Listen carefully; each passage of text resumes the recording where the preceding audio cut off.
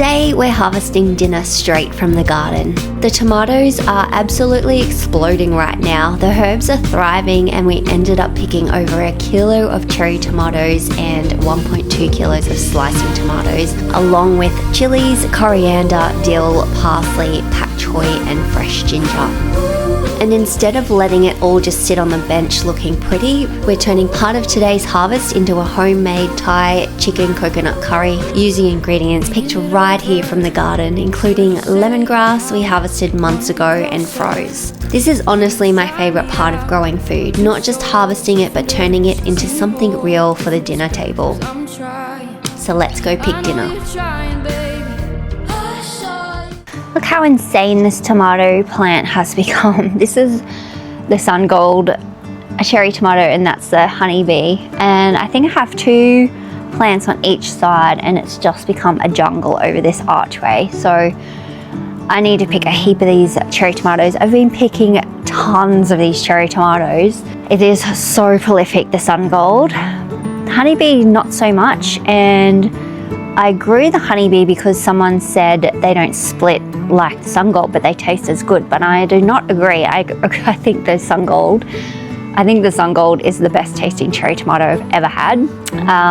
The only problem is they do split, but when you get a good one, man, they taste so good. So I'm not a huge fan of the honeybee. So I'm gonna harvest all these tomatoes now. I'll see how many green ones are left, but I really want to get rid of this tomato vine and open this garden bed up for winter, and because it's blocking the sun behind here as well, and I need all the plants behind there to be getting sun right now because we're not getting as warm days anymore or for as long. So let's pick some of these tomatoes.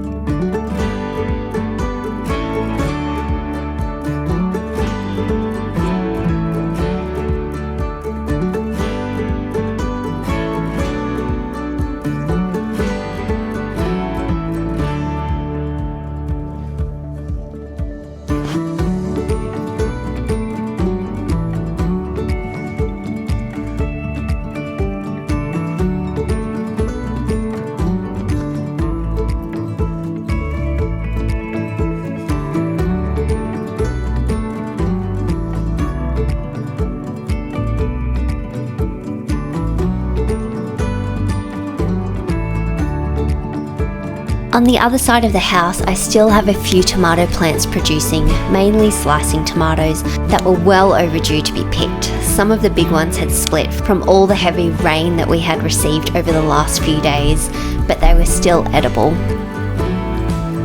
I got a whole plate full of these little fig tomatoes and some Amish paste tomatoes. I'm going to make a tomato soup with all of these tomatoes later in the week. I also got the first harvest of chilies from a plant. I started from one little seed out of a chili that was given to me by Lauren, who watches this channel. This parsley is getting out of control, so I need to cut some of this and preserve it. So I'm just going to take the outside parts and just leave the center and give it a good haircut. Parsley seems to grow so fast.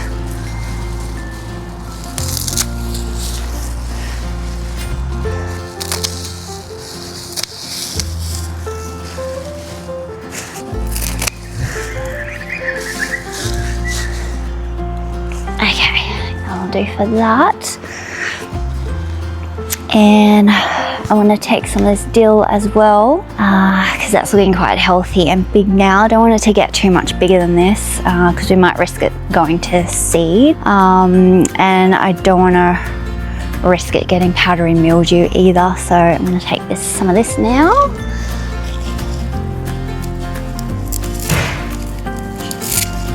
So again, just cutting some of the edges off. Smells so good.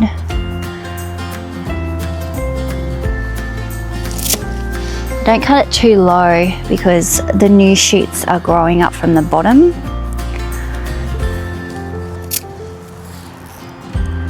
Just checking it for powdery mildew. I think it looks okay. Take some of this one as well.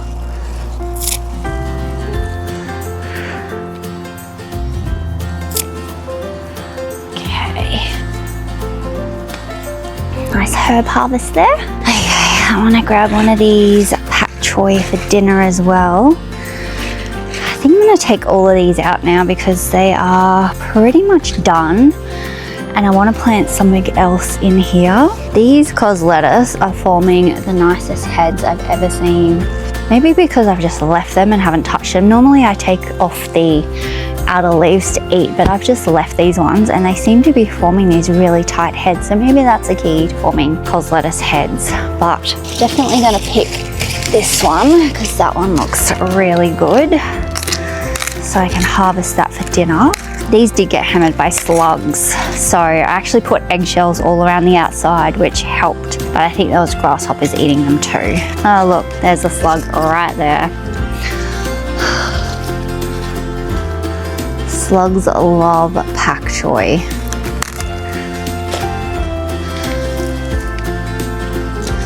So we'll keep that one for dinner. And there was another little baby one here that I might pick as well.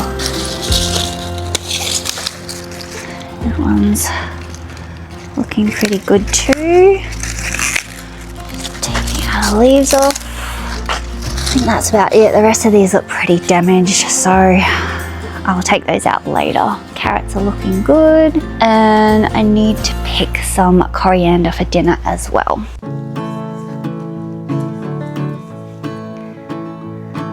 So I'm over at my mobile raised bed here. Got some coriander here, some cauliflower, some spring onions, some spinach, some dill back there.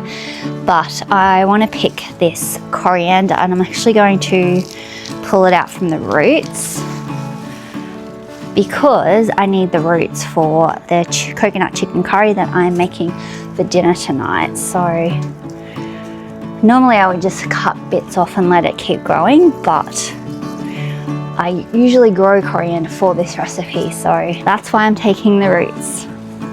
And I've got another one growing there, I've got more seeds started, and I've got a few others out in the garden too. So I noticed the other day that this papaya was starting to turn yellow, so I'm gonna pick that now and let it ripen inside because I don't want any risk of possums or rats getting to it. So it's only little, but it's my first ever papaya, so I'm very, very excited. So once it's ripe, I'll cut it open and give it a taste test and see what it's like. There's another one on this side that's a little bit yellow as well. So I'm gonna pick it also, let them both ripen inside, and hopefully that'll help these size up a little bit more because they are quite small. I don't know if it's the variety. I don't even know what variety they are, but two little papaya. So cute. Okay, I'm also going to pick some ginger for tonight's dinner as well. So I'm just going to pull one of these out. That should be plenty for tonight. Look how beautiful that looks. So nice just coming out and picking fresh ingredients from the garden. It's the coolest thing ever. So today's haul, we got lots of tomatoes, some fresh chilies, fresh ginger, a ton of cherry tomatoes, 2 papaya, some pak choi, some dill, some coriander and some parsley. And I'm going to go inside now and make a coconut chicken curry, so I'll bring you along for that and you can see how I use these ingredients in my cooking.